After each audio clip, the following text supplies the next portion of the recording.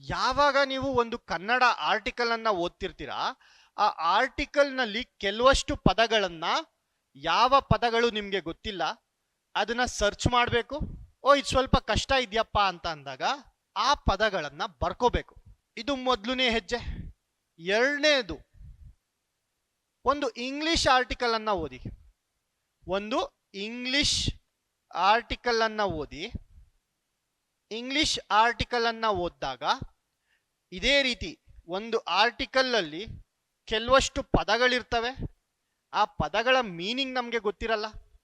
ಅವಾಗ ನಾವು ಏನು ಮಾಡಬೇಕಪ್ಪ ಅಂತಂದ್ರೆ ಆ ಪದಗಳನ್ನು ಸರ್ಚ್ ಮಾಡಬೇಕು. ಸ್ವಲ್ಪ ಡಿಫಿಕಲ್ಟ್ ವರ್ಡ್ ಅಂತ ಅನ್ಸಿದ್ರೆ ಆ ವರ್ಡ್ನ ಬರ್ಕೋಬೇಕು. ಇದು ಪ್ರತಿದಿನ ಮಾಡೋದ್ರಿಂದ ನಮ್ಮ ವೊಕ್ಯಾಬುಲರಿ ಆಟೋಮೆಟಿಕ್ ಆಗಿ ಇಂಪ್ರೂವ್ ಆಗುತ್ತೆ. ಒಂದು ದಿನದಲ್ಲಿ ಸರ್ 200 ವರ್ಡ್ಸ್ನ ಬಯಾಟ್ ಮಾಡಿ ಇಂಪ್ರೂವ್ ಮಾಡ್ಕೊಳ್ಳುವಂಥದ್ದು ವೊಕ್ಯಾಬುಲರಿ ಅಲ್ಲ. ವೊಕ್ಯಾಬುಲರಿ ಅನ್ನುವಂಥದ್ದು ಇಟ್ ಈಸ್ ಅ ಸ್ಕಿಲ್, ಒಂದು ಕೌಶಲ್ಯ. ಸೊ ಸ್ಕಿಲ್ ಅನ್ನುವಂಥದ್ದು ಒಂದಿನದಲ್ಲಿ ಬರುತ್ತಾನಪ್ಪ ನಿಮ್ಗೆ? ಇಲ್ಲ ಅಲ್ವಾ? ಪ್ರತಿದಿನ ಪ್ರತಿದಿನ ಪ್ರತಿದಿನ ಒಂದೊಂದೇ ದಿನ ಒಂದೊಂದೇ ದಿನ ಒಂದೊಂದೇ ದಿನ ಒಂದೊಂದು ಹೆಜ್ಜೆಯನ್ನ ಮುಂದೆ ಇಟ್ಕೊಂತ ಹೋಗ್ಬೇಕು. ಹೌದಾ?